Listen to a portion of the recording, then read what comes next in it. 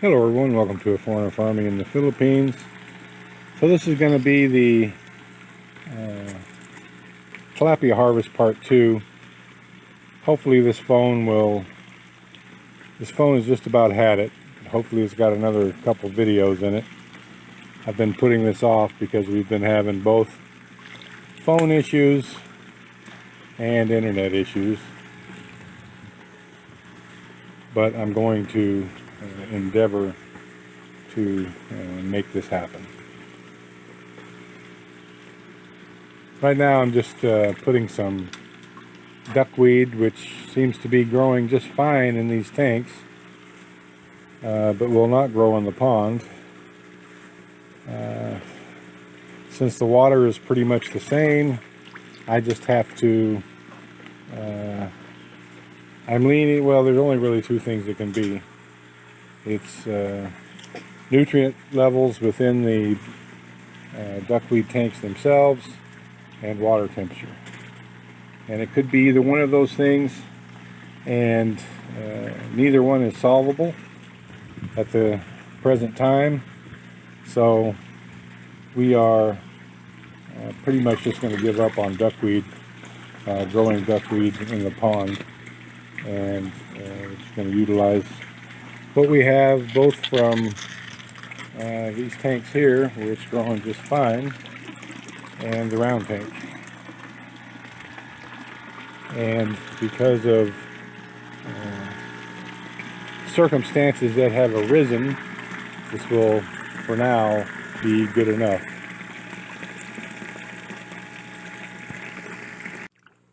Okay, while the tilapia are enjoying their noontime duckweed feeding, we can continue on here. So as you can see, the duckweed in those nets is all but gone now.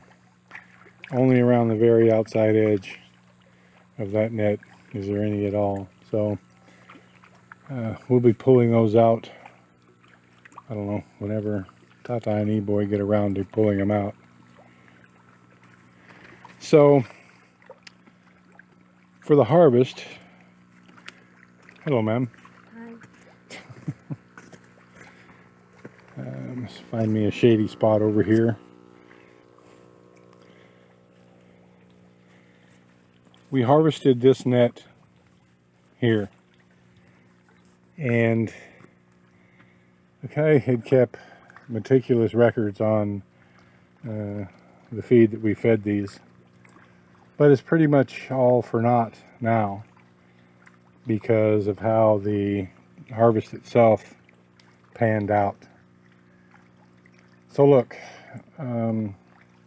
we harvested 41 kilos of fish, sellable size, out of this net. And I did not do a weight comparison, just kind of my guess is that 2/3 of the biomass that was in this net ended up in this one. Fish that just weren't quite big enough to sell, and just a ton of fish that were nowhere near close enough to sell. And I think the ones that were close were probably the females out of this box. We probably sold most of the males, and the females are a little bit behind, so that's probably what that was. So there's no real way to judge feed conversion and whether or not the duckweed helped, or how much it helped, or what the final feed conversion ratio was. The reason that we harvested is, the bottom line, we don't have enough aeration. That's why we harvested those fish. And well, there's two reasons that we don't have enough aeration. One is that we don't have enough aeration compressors, like that one right there. I've got that one compressor aerating all these, and I probably need 3 more. And who knows, might need one for each box. But bottom line is right now we don't have enough aeration. And so what we're going to do in a couple weeks, or whenever they stop eating, look, they basically stop eating, the fish that were in that basically stopped eating because the oxygen was so low, the water quality was so low that they just said, nah, we're more interested in breathing than we are eating. And so it's not that they completely stopped eating, but they were just way off their feed. Like eating 20% of what they normally would, and a bit lethargic at that while they were eating it. So in my experience, it's time to thin them out, do a harvest. And so that's what we did. Now, I've got 2 stones in these 2 nets here that aren't putting out much air. That one right there, barely just a few bubbles, and that one right there, barely just a few. So I'm going to pull those when I'm through with this video and clean them, see if that's the problem. If not, I'll replace them with new aerators that I've got, new aerator stones.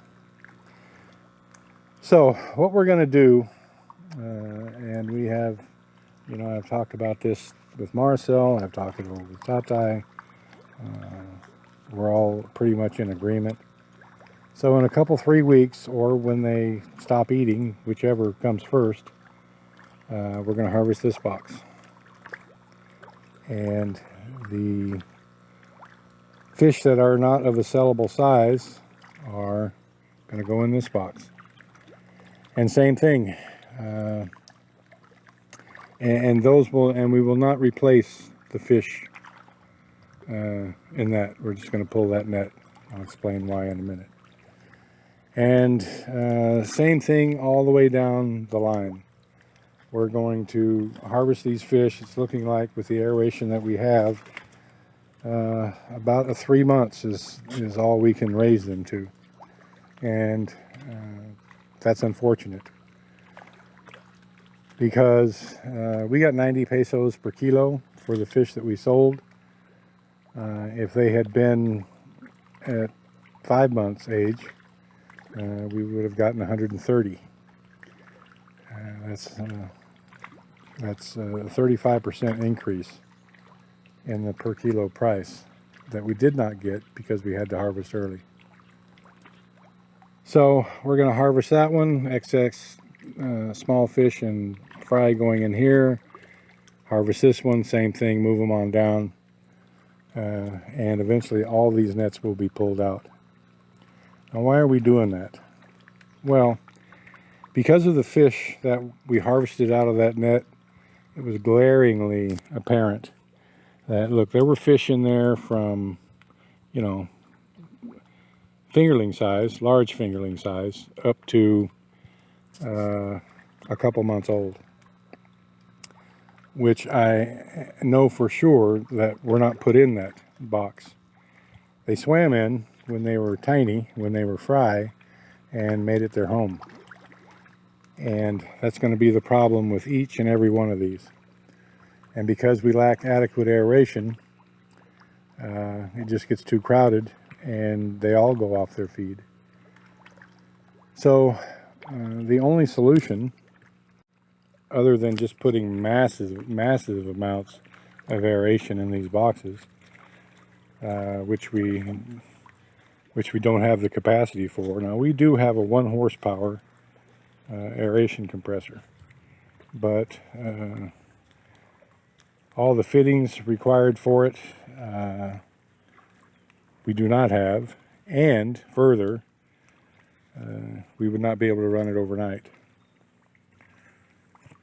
So it's not a viable option. And although that air compressor would be enough to adequately aerate all these boxes, it's just not doable at this time.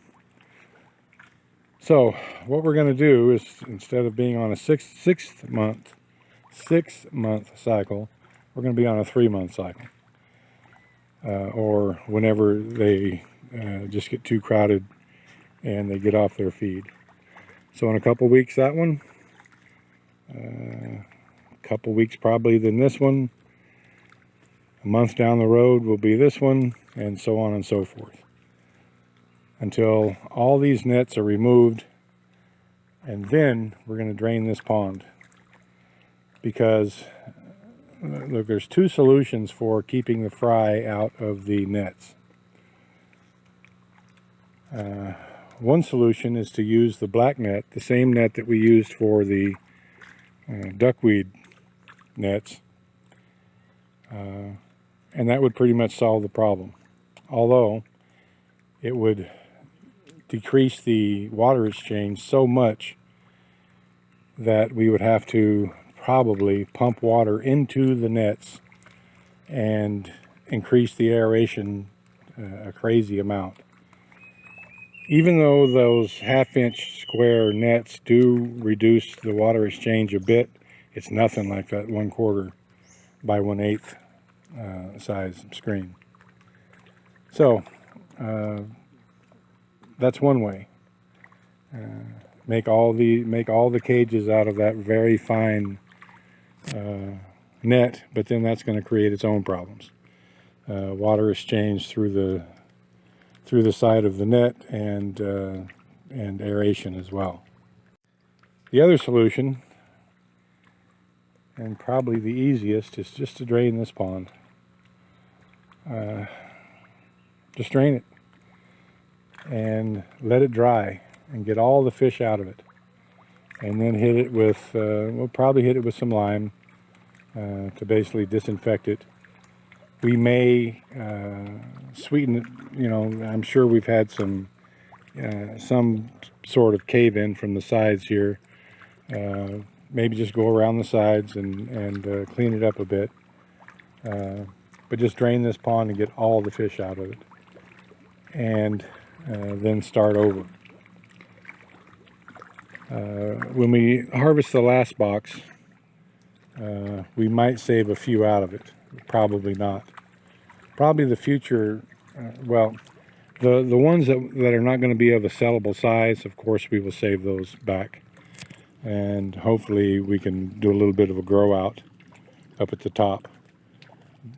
But we're going to sell all the fish that are in the pond of a sellable size, and it's a considerable number. There's a lot of fish in that pond, and that's part of the problem, because we have limited water exchange within these nets, and the water that is coming in is of a rather low oxygen content because there's so many fish in this pond. So the only solution I think that is viable is just draining this pond and starting over. Now, whether or not we continue with with the same strain of tilapia is open for debate. We do have a line on, they call them selected. They're not genetically modified, but they've been selectively bred for size and growth rate and all that. And we do have a line on those at an incredibly cheap price. And if we can get that to pan out, that's the way that we will go, and we will no longer raise these anymore. But the main thing is to get all the fish out of this pond so that it's doable. The duckweed, we're going to have to just, we're going to have to figure out a different place to raise it that's not in this pond. Exactly 100% why it's doing so well in those tanks up there in the round tank, and it basically won't grow at all in this pond, you got me. Like I said, water temperature and lack of nutrient water exchange into the nets. That's all I can think.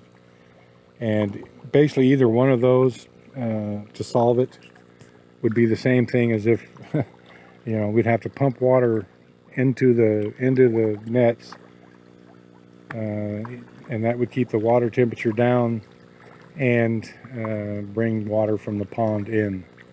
So I don't know, maybe set like a low-hanging pump that would be like a foot off the bottom of the pond and pump in the cooler water. But again, I don't know if that's exactly the problem. We may do a small limited experiment with that. We'll just get a small circulation pump and try one box and try that and see if that will solve that problem. But if not, we're gonna have to figure out a different place to grow the duckweed.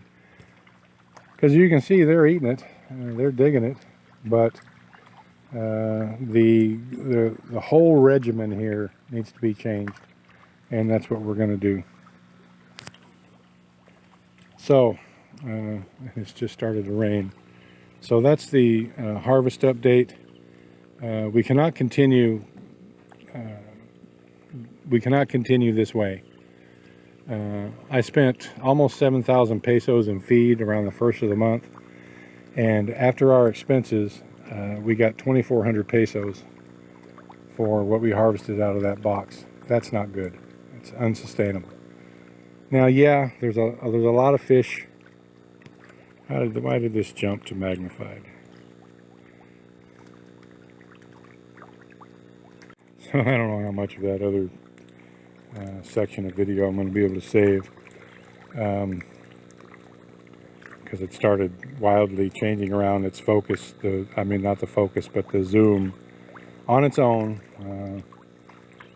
This phone has just about had it. So anyway, to reiterate, we only got 2,400 worth of pesos, 2,400 pesos worth of fish out of this after all our expenses. Gas for delivery, our meal, the percentage that the buyer takes out off the top. Not sustainable. How many fish we transferred that we're going to, that is going to make up some of that out of this box when we harvest it in a couple weeks, I don't know.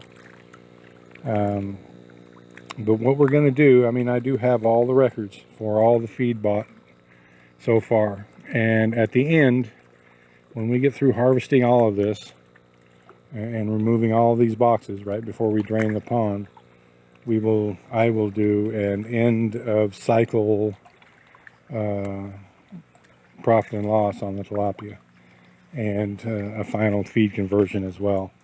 And we'll get something akin to a pretty close idea of how much the duckweed did or did not help by that time. And we're probably looking at about 3 months until we're all done here and we have those numbers. So that's where we are. Thank you, everyone. Please like, comment, share, and subscribe.